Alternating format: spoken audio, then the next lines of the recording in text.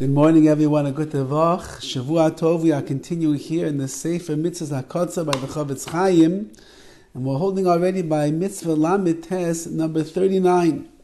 Mitzvahs ase, a positive commandment, L'kayim moitzi svasav. There's a mitzvah to fulfill the words that emanate from one's lips. Mashikibel alav, whatever you accept upon yourself. Beneder or shavua, if you took upon yourself a vow or an oath.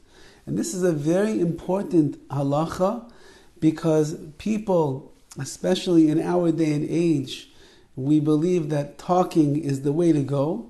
We sit around in the shmuzarayin, as they say, we chew the fat as much as we can. We're talking and always saying things to other people.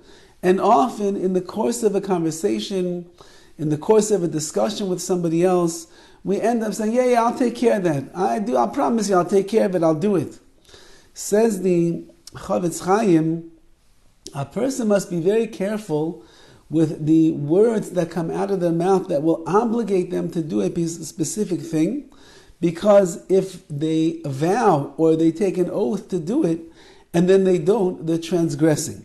Shenemar, like it says, Moitzes vasecha tishmor, the words that come out of your lips, you must guard them. V'asisa kasher nedarta, and you have to do what you vowed to do. If you said, I will do this, it could be that that's considered to be like a vow, and therefore you're obligated. I'll take care of it, don't worry. Maybe you just vowed to take care of it, and what if you don't do it? I'll take out the trash, don't worry about it. I'll take the kids to school, don't worry about it. Yeah, I'll call the gas company and find out why they're charging us so much money this month. I'll take care of it. And then you don't take care of it. Maybe you vowed just now. And therefore we find that many people are in the habit of saying, I will do it bli neder, which means without taking a vow, in order to ensure that they didn't just bind themselves to the words that came out of their mouth. V'nemar, like it says in the verse, Kechol hayotzi mipiv yaseh. Whatever comes out of your mouth, yaseh, you must do. Says the Horowitz over here that there are two psukim in the Torah that obligate a person that whatever words of certainty, so to speak, come out of their mouth, words of vows or oaths emanate from their lips, and a person says, I will do it, yes, trust me, I'll do it, or of course if they say, I promise, and God forbid a person say, I swear, then he's in real trouble over here. So that person now is bound to those words, and he has an obligation to fulfill that which he has said. If he doesn't, he is transgressing a positive commandment over here by not fulfilling that which he says he's going to do. So speech, although it's an airy type of a thing, it's not a mice, it's not an action, it's just the hot air that is emanating from my lips. But the words that a person says carry a lot of weight because they are the expression of my thoughts, the expression of my soul, the expression of my desires. And therefore, if I express myself in a certain way that I'm going to do this, then I'm going to be obligated to do such a thing.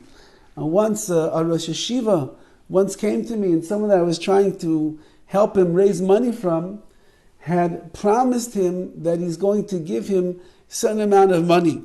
Last year, let's say that he gave him $5,000. He said, don't worry, I'll give you more. So the Rosh Yeshiva told me, he said, please let this person know that he already vowed to give a certain amount of money to our yeshiva. You should tell him that in order to make sure that his vow doesn't go unkept, and therefore he's not going to transgress, just tell him, give me $1 right now. He said he's going to give me. Okay? He said he's going to give me. He didn't give me anything yet. It's not about me for the yeshiva. He said he's going to give a certain, he said he made up in his mind a certain amount, but he never actually expressed those words specifically. That was really the case over here. The case was, he told the yeshiva, don't worry, I'll give you. He didn't tell him an amount. He didn't tell him how much. I gave you last year this, I'll give you more. No, it was, I'll give you a certain amount. And so the Rosh Yeshiva said, just tell him, give me $1. But since that he said he's going to give, the words of committing himself to that tzedakah is something that is binding. And therefore, if he doesn't do it, he's going to be transgressing what he said he's going to do. So you should know, just tell him, give me $1.